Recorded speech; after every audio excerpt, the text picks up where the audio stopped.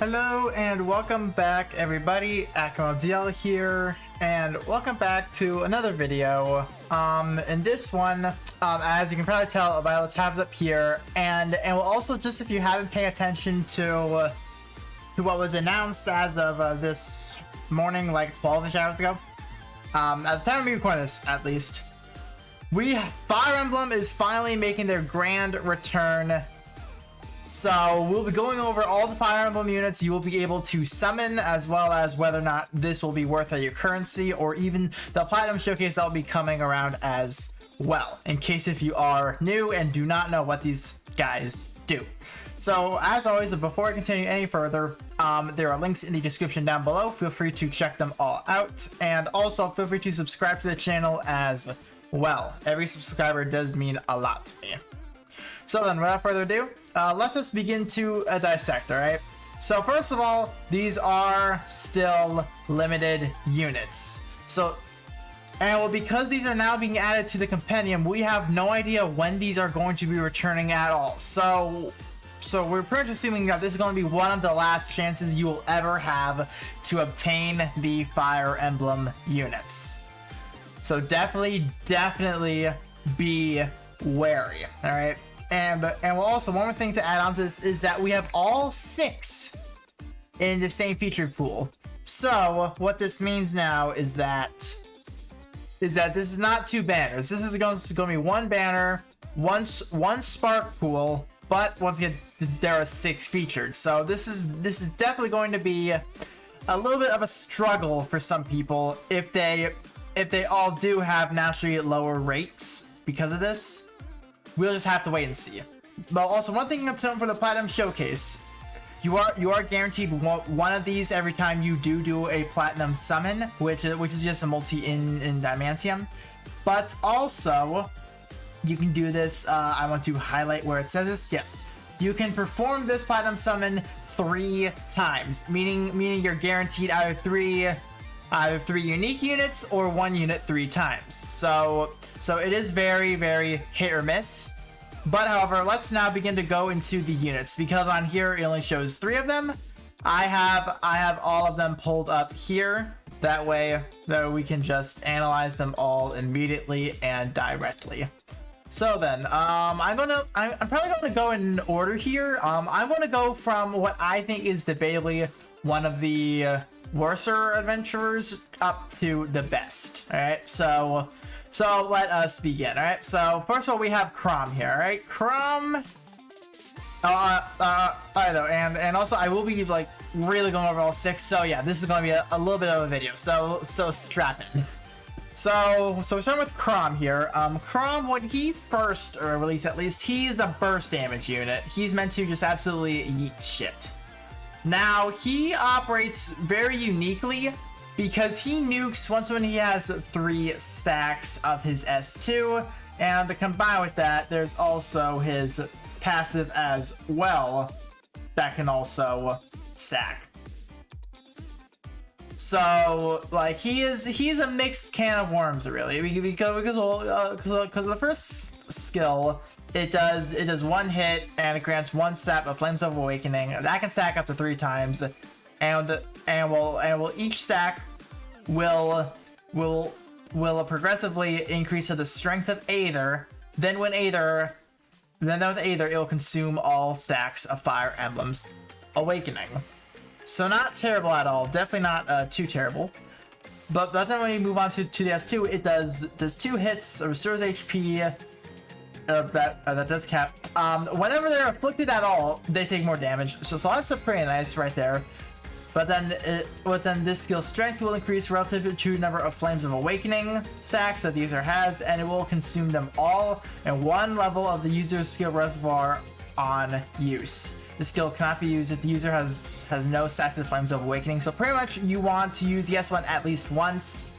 Then from there you can then use Aether, but most people they just use 3 Exalted Swords into the Aether, in which their numbers right there for 1 through 3 stacks. Yeah, just in case you're curious. But then also, if the user has the ability Rightful King, 3 stacks of Aether's Awakening and 3 charges of Aether skill reservoir, Aether Awakening will be used in when Awakening Aether will be used instead. This consumes all stacks of Flames of Awakening and all charges of Aether skill Reservoir.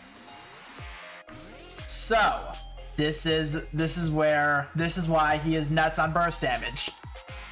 Because especially when all these conditions are met and an affliction is made, you literally do 2 hits, each of them over 3,000% mod damage.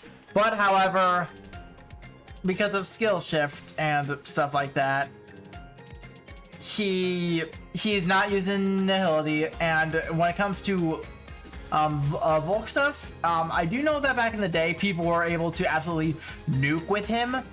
But however, we're just at a point in the game to as of where like we have other units that just nuke as is, and just dedicating yourself to a single nuke, you better break fast. Maybe with Geo that could work, but like a lot of people they just don't use him anymore. But however, one thing I will say is that his collab, it's unique, it is nice. The reason why this is nice is mainly because this can be used on just pure healers very, very well, in which this can also translate to other units as well outside of like Master Dominion and like Legend Volk and stuff like that, to as of where you can allow cross element benches.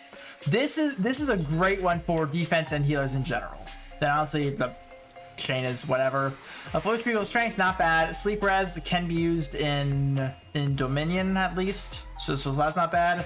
But then we are at Rightful King, which will dip a little bit further into his stacks. If Aether is used when the user has 3 stacks for Aether's Awakening, and the skill reservoir is at least 3, a variant called Awakening Aether will be used instead. Will consume all 3. Yeah, that's perfectly the same. But then when it comes to his skill Reservoir, which lets him restore SP as gauges that I can set on skills later. So pretty much he just gets these naturally. Don't you worry about these. This is just a natural thing he has. It's really only spent when using Aether. So don't worry too much about his gauge at all. But no, overall, he just fell off immensely. He was already pretty niche just for the sole purpose of nuking. Then just over time, he just didn't become as good. So honestly, the only reason you would want to go for Crom, well, this is gonna be more like a who would you want to spark a type of thing. You would really only want to like really want him is if you like him really. That would be the only reason. So now we're going to progress into Marth right here, right? So Marth, he's definitely not bad, alright? He's a burn inflictor. He can heal himself off of his first skill. But then his S2, an insane burn modifier, that's for sure. It's also a support as well with skill shift. All right, so at first it starts with a strength at 10% for self, then goes everyone's strength at 10%, but then phase 3, it not only does the strength, it also increases the target's attack rate by 30% for 10 seconds. So definitely not terrible. Definitely not terrible. He was, back when Master Volk first released, he was used a lot. Like what triple Marth teams was the meta back in the day. But then we have Dragon Haste and a Flurry Strength as a chain is not bad at all. A Flurry Strength, definitely nice. Definitely nice. But in last boost, this is what makes him actually really, really good. The reason for this is because whenever you get hit and you hit a certain amount of HP, which here is a third, which is a 30%, you just completely fill everybody's skill gauges. This allowed some broken comps to be used and absolutely blitz some content.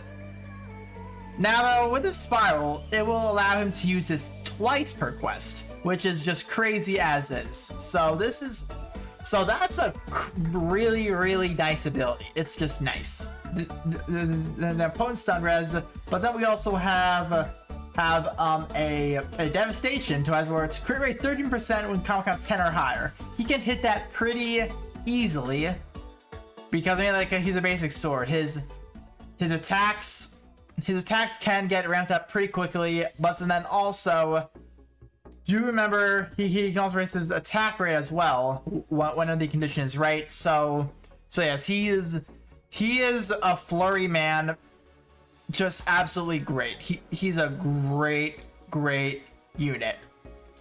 Absolutely fun to use, but just he fell off. He did most definitely fall off. I know a lot of people do like Marth, I guess. I don't know too much Fire Emblem, so I'm assuming a lot of people like Marth. So yes, he is a solid unit you can most definitely pick up. Fjorm is next on this now. Even though, to be honest, you could probably switch around Fjorm and Marth. I'm just keeping Fjorm up here because well, she does have she's more using auto comps really. So as we move into Fjorm, she's good because she inflicts Frostbite and Freeze, as well as a Frostbite Punisher built into it all in one skill. It's a really good skill, and it also charges pretty quickly, especially because she is a Lance. So that in of itself is very nice. But then we have her S2. This is one of those counterattack mechanics, tries where you get hit and you do more damage based off of it. All right, it does one hit, but then it can also restore your HP based off of how much you deal, which that caps at 30%. It's still really nice though. Additional bonus neutral element damage will be dealt equivalent to 800% of the damage taken while Ice Mirror is active. Reflected damage receives no bonuses from skill damage or other damage modifiers. They really do need to rework this counter mechanic entirely, because honestly, it's okay. But however, honestly, for her, just having something that can heal her makes her a really good auto comp lead. I do know that there are a couple that do exist, but yes, she's really good. So HP is standard, Frostbite Strength, that's self-explanatory. Her unique thing is that she can increase entire team's strength and defense by a pretty good amount for 15 seconds when HP is dropped to 30%. So this is like a last offense, but for attack and defense. And this you can pop twice per quest. This is pretty solid. Can't be used in Dominion. This is hit by Dominion, sadly. But however, for example, for like auto twins, this can most definitely be used and does make its worth. Then I have a potent burn res. There's a reason why she was absolutely meta for Master Hybrid Hilda in the very early days when her spiral first dropped. She was meta there. But then also to boot, 100% skill prep. Then the skill charge portion right there. So she is really good. Not as good as Marth probably. She just finds a little bit more use because of the fact that she can be used on auto teams versus Marth, who is a little bit more co-op based in my opinion. There are some auto teams with him though, I do know that, but Fjorm does share that a little bit more. So yeah, she is a solid one. I would probably not spark her personally because of another unit on this list that will immediately overtake her. Now we move into the final part 1 unit, and the final spiral on this list is Veronica. Now Veronica, oh boy,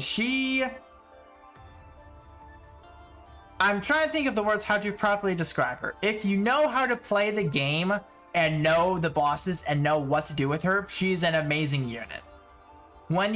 She's high risk, high reward immensely, alright? So well, immediately, S1 is a Poison Punisher. The lower your HP is, the more damage you deal. But then also, when you have 50% or more HP, you consume 10% of your HP. Then this skill's skill gauge will increase by 20% after you use the skill. So it's like she can drain herself down to 50% HP. Not bad at all. Excuse me. Excuse me. I just had lunch. I apologize.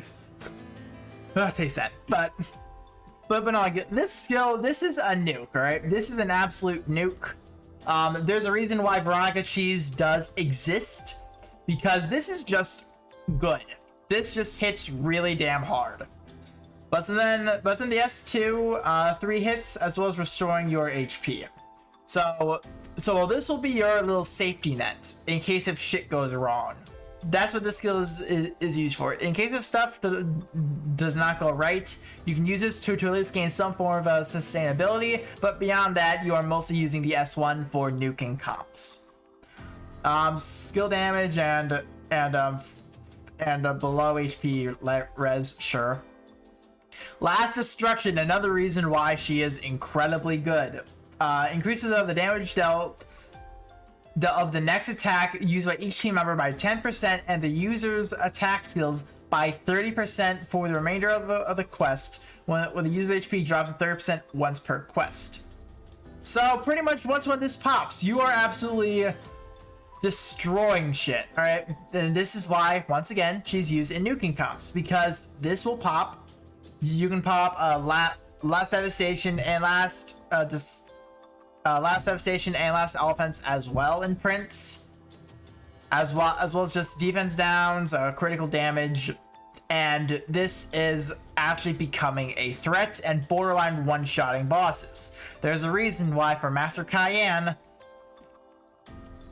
there's a speed comp available right now. It's like Delphi, her, and I don't remember the rest, but Delphi, her, and I do know Mitsuba as well is really good with her in certain comps. But yes, she is dangerous, but also potent paralysis, but then 100% skill prep as well, and combined with the skill gauges by 5% as well, being the skill charge. So she has her more unique uses, but she fills those uses incredibly damn well. She is a threat to be reckoned with, especially when she has Cat. When she has Cat on her with those like a nuking comps, she is hitting so fucking hard. I was able to make her hit for like 10 million. I think it was 10 million. Might have been more. But no, she's really, really damn good if you know what you're doing with her. If you do care about nuking comps, she would be someone you would want to go for. Now we move into probably the more spark-worthy units that are going to be on this banner. So we have Tiki here, all right? And there's a reason why we mean about Tiki, because she's so buggy, I guess, to us of where nothing works where it should, but it makes her stronger. And they just keep on taking those away from her, trying to fix her. There's a reason why we meme about her. But well, she's a Dragon Drive unit, just that right. We're going to go over her base kit first, then we're going to go into her Dragon Drive kit. So starting with that, the S1, it's meant to build up a little bit more of her unique gauge, that way she can transform. It's not meant to do damage, so do keep that in mind. But then her S2, it just fills. That's it. It just fills by quite a bit. If I'm correct, it does say her gauge generator. Yes. Yes, so the max gauge is 1,800. So, but the minimum to transform is 5.6. Is 560, my bad. So pretty much using one S2, you can immediately go for it, or even two, almost two. It's three S1s, but that's almost two. So not bad at all. So it's not to very quickly go into everything else. Then we'll move into the abilities. Standard attack damage. This is mainly meant to be for her transform self because it does a lot of damage.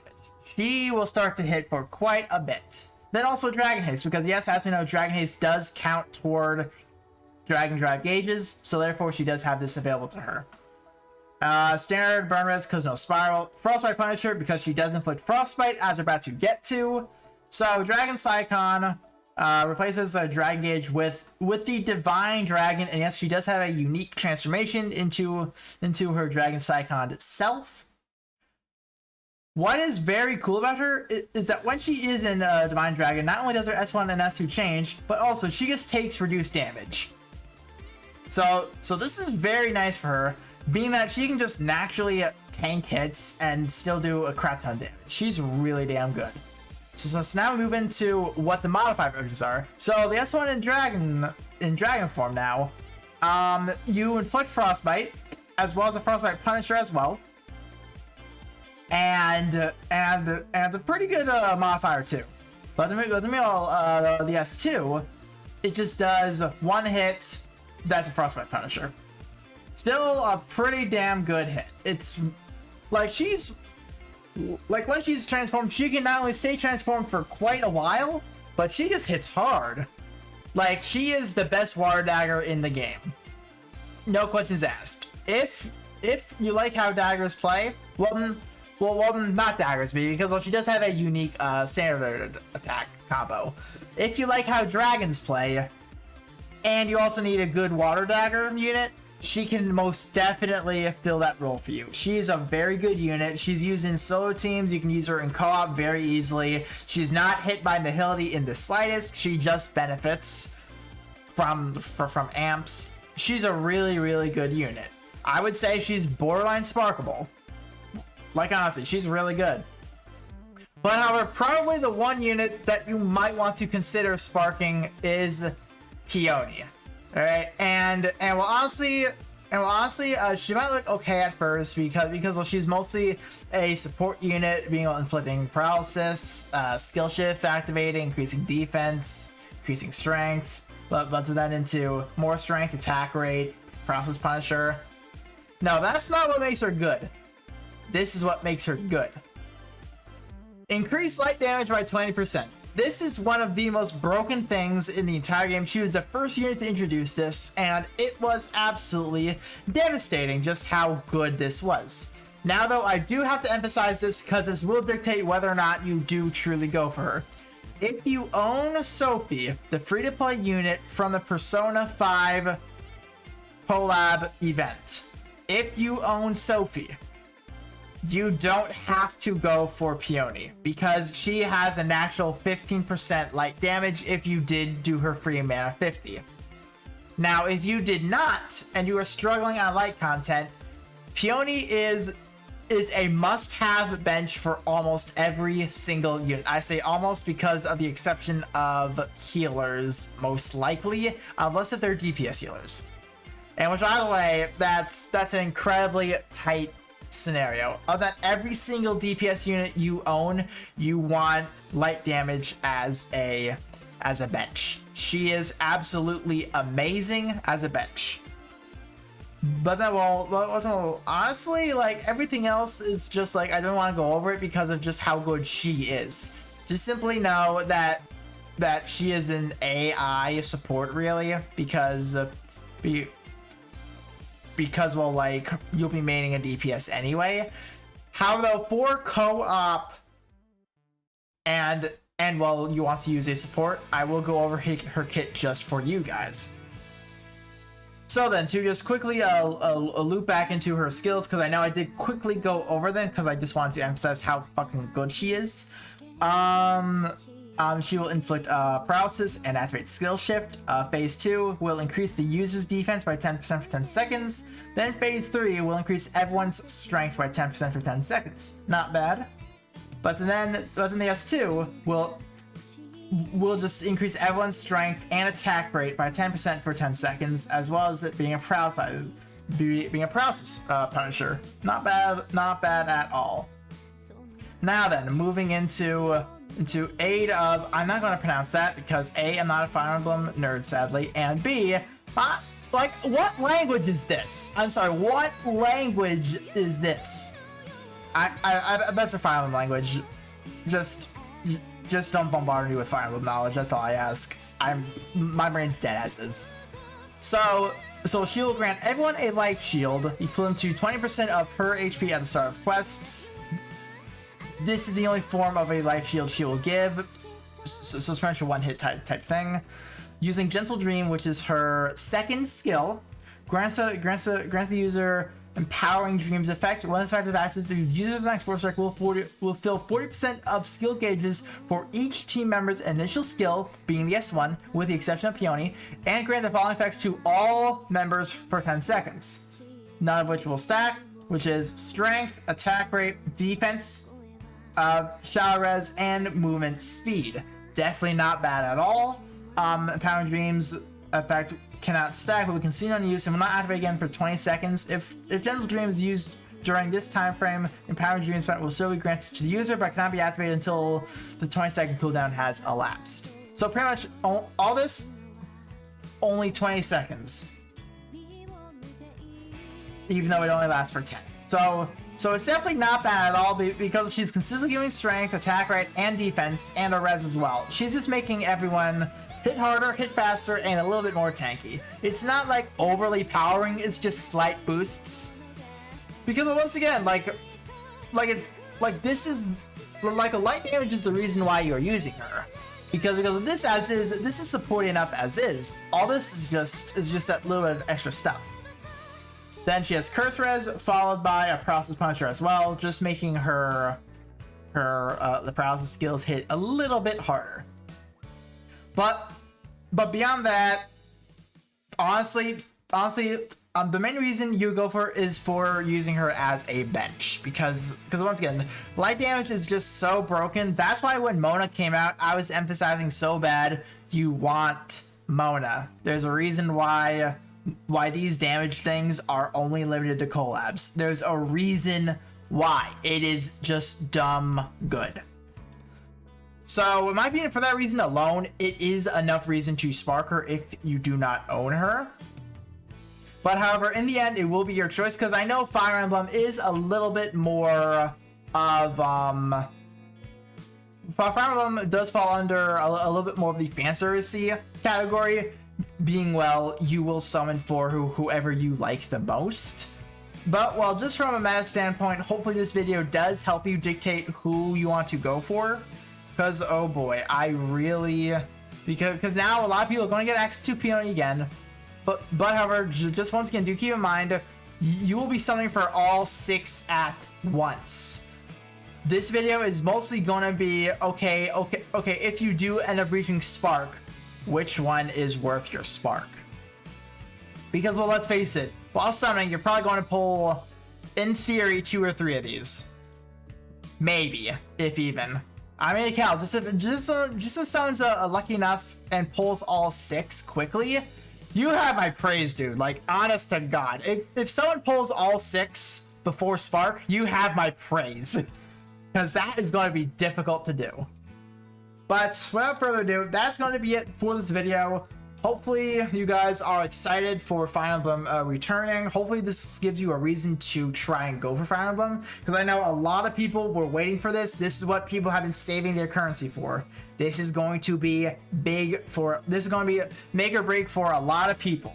All right, and me personally, I'll be waiting until the gala, which will follow this banner. The gala is going to follow this banner, so definitely be careful when going in. Just if you care more about galas than collab units. And as I end this video, as always, I leave links in the description. Feel free to check them out, and also feel free to subscribe as well. So until tomorrow, I know my brother will be summoning. He might record them. He might do it. So I'll post them on this channel. So be sure to look out for that. And until then, I will see you all tomorrow. I'll see you then.